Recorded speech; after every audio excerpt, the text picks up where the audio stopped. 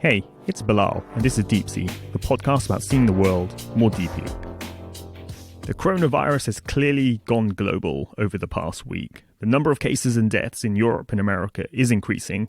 Markets have taken notice and are tumbling, and it all feels a lot more visceral than a few weeks ago when I last talked about the virus. In that episode, I discussed how we tend to react to such events. I talked about our propensity to think about conspiracy theories and to think in apocalyptic terms, and how such events can increase pre-existing societal trends such as anti-immigration and the loss of trust in institutions. I also talked at a more personal level how it reminds us of our bodies and biology, and also the importance of prioritizing things in our lives. At the time, I was able to talk about the virus in a dispassionate way, as, well, the virus hadn't got to the UK. But now that it's here, the TV, my social media feeds, my emails, and my WhatsApp groups are brimming with virus stories and interpretations. Everybody's become an expert on the virus. Everybody seems to know the real truth around the virus, when vaccinations are going to happen, the scale of it all, and everyone seems to have a PhD on viruses and epidemiology. And while I know that there's much exaggeration, I must say that it's hard not to get stressed as I scroll through these stories or these comments. And the fundamental problem is that with viruses, there is always a risk that it does turn out to be quite bad, and that someone in your social circle could get harmed by it. So you could end up carrying it and recover quite easily, yet you could pass it on to somebody who has a weaker immune system and end up causing harm to them. Therefore, in my view, it does make sense to play it safe. It's better to be safe than sorry, and to follow the precautionary principle. That is, if taking steps to protect oneself is not harmful, but can protect you, then it's best to take those steps. So perhaps it is better to practice social distancing, minimize physical contact, and so on. I've also had my head stuck in stacks and stacks of academic papers on pandemics this past weekend.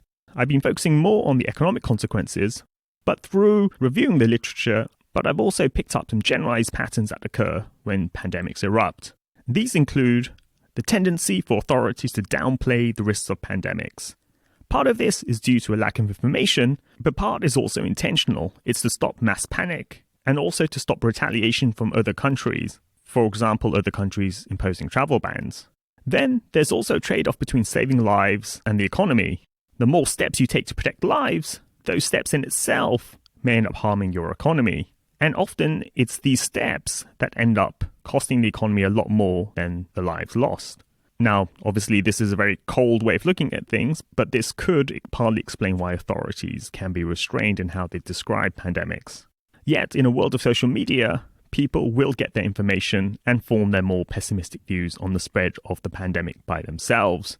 So there's only so much a government can do to play down the risks. And this is where the literature, at least, suggests that it makes much more sense for governments to be as accurate as possible, as early as possible during the eruption of a pandemic.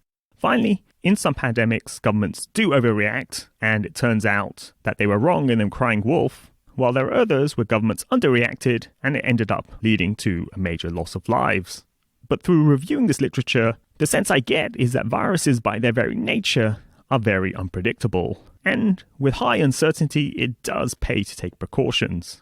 At the same time, one doesn't need to go down the rabbit hole of conspiratorial thinking, nor apocalyptic end-world trains of thought to explain what is happening.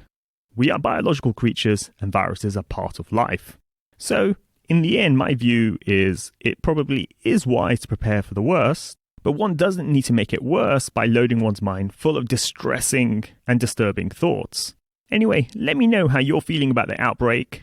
I do think one of the silver linings of this period is that it will end up drawing people together.